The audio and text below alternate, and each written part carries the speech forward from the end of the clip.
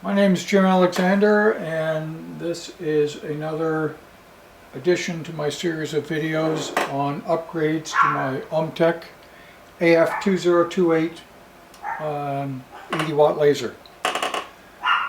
In my last couple of videos I focused on the upgrading of the open loop stepper motor on the x-axis to a closed loop stepper motor, as well as the hooking up of the alarm system to shut off the laser if the x-axis should find an obstruction. I recently got in all the parts to do the y-axis, and in preparation for doing the y-axis I noticed a bit of an issue in the laser. My AC wires coming in the back of the unit had some discoloration. So I took a closer look at it, and the wires that were in the OMTech for the AC were 18 gauge wires. Now 18 gauge wires for 120 volt is good for 10 amps. Unfortunately, my laser also has the chiller plugged into the back of the laser unit. I replaced the OMTech outlet with a North American standard, and the full current now being drawn by my laser is a little over 12 amps. Slightly over the 10 amp limit of 18 gauge wire. So I started noticing some discoloration. Okay, here's two of the wires. The red wire on the bottom is an 18 gauge wire, and the black wire is 14 gauge. 14 gauge wire is good for up to 15 amps. So let's take a look at what I did in my laser.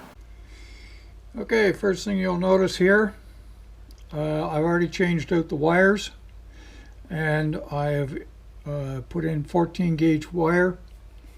Not only that, but I've also changed the color coding. The OMTech wiring had black wire as a ground or neutral, and red wire was the live for 120 volt. In North America, black is a live wire and white is a neutral. I didn't have any green wire, so I used blue wire for my ground wire. Additionally, down here you'll notice I put in a surge protector. This takes the AC coming in from the outlet at the back here through the circuit breaker, ground fault circuit breaker, and down to the surge protector before being fed up to the power switch. Additionally,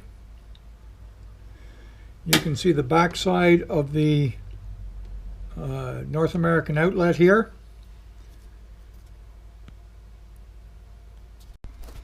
And on the back side you can see the North American outlet here.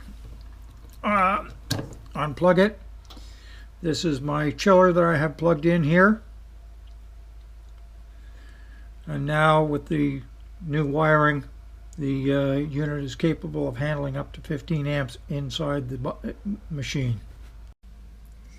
Okay, this is the AC distribution block, and after the power goes up to the emergency switch and the power switch, it comes down to this block as switched AC. You'll notice I've got the white wires as neutral, black wires as live, except for over here I've got one red wire that goes up to the high voltage laser power supply, and there's another black wire back here that also goes up to the high voltage power supply as a neutral. I've yet to change those out, and hopefully that will be done in the near future. So in essence, this laser is now capable of handling up to 15 amps inside of the cabinet. I know the circuit breaker and the fuse is limited to 10 amps, I believe. I haven't verified it myself as yet. However, I've made a number of changes to this machine, from having the